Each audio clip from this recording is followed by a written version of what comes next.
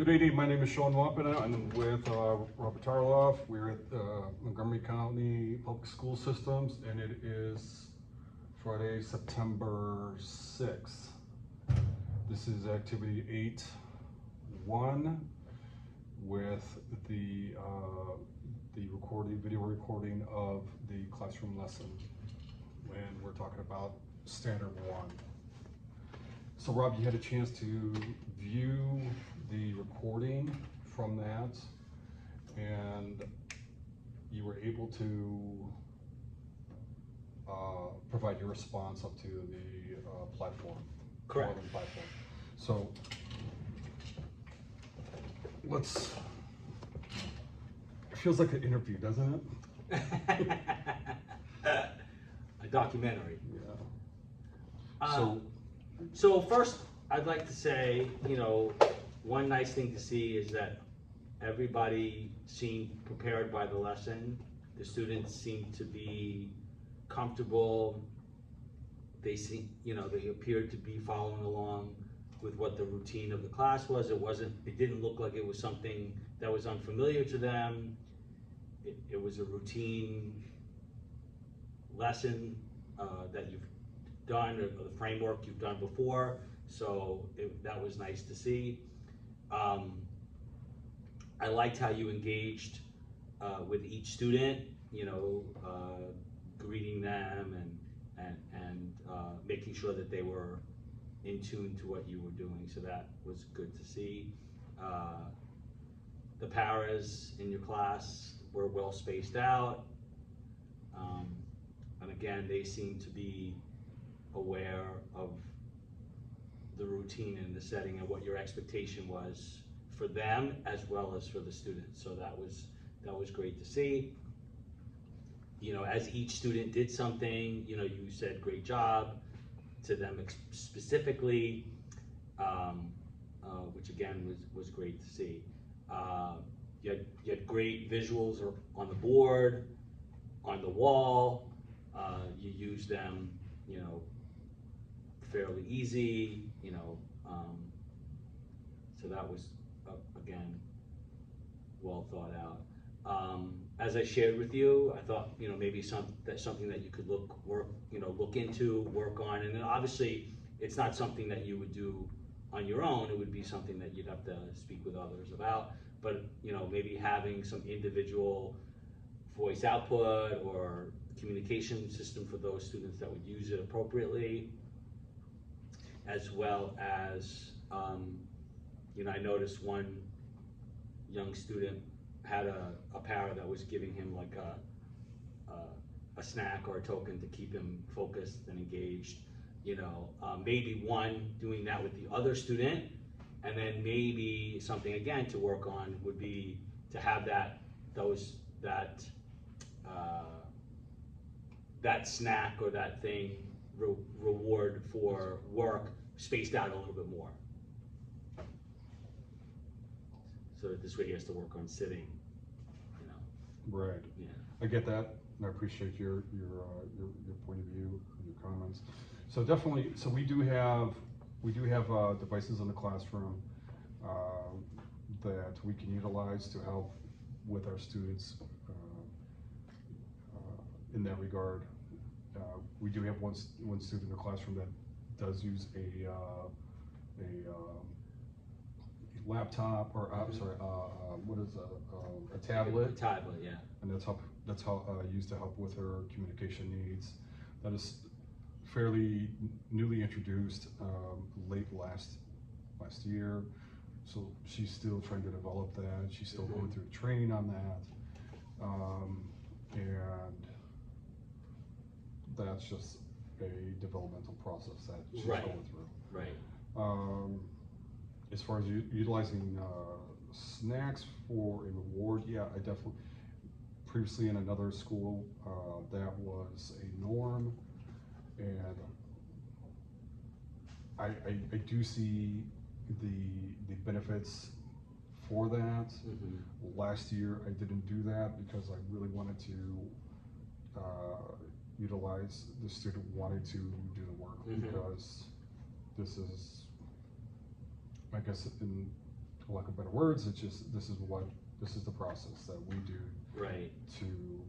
but I also understand why. Right, and I also mentioned it because, watching it and then being reflective on it, the student, that particular student knows it's coming. Yeah. So rather than looking at you during the lesson, he was looking at the para to when the next thing was gonna be Right. coming. So, almost like, he sort of knows he's saturated by it. Yeah. So maybe spacing it out a little bit more so that he has to learn, okay, I get a reward, then I have to do a little bit of work, then I get another reward, then I gotta do a little bit more work. Yeah, So. I think that's really solid. I mean, like I said, I think there's a really good argument for that. Right. Why you want to introduce the snacks into Right. your lesson plan, because A, B, and C, and D, right? And I Right. think the other thing is, that should be, whatever the expectation of whatever we're doing in the classroom, that needs to be also expressed to, mom and dad and Right. the families, and Right. say, this is what we're doing here. What's the likelihood, or can you do this thing at home? Right, and I think, redoing the reward system, sort of, in that sense, is during that particular lesson, when you do more doing social emotional and communication as an engagement as the means of the lesson, and it's not so academic driven. You could kind of go a little bit easier and kind of space it out a little bit more. But when you're doing something academic, you want them to be focused on it. So that would be, you know what I mean? So then you kind of tag team them in and out. So this way, one, they're learning that, okay, when something's a little bit heavier, I get the more rewards. When it's a little bit more relaxed, I get less, kind of a thing. So, Sure. And then eventually you can meld them both together, which would be a nice thing. Yeah.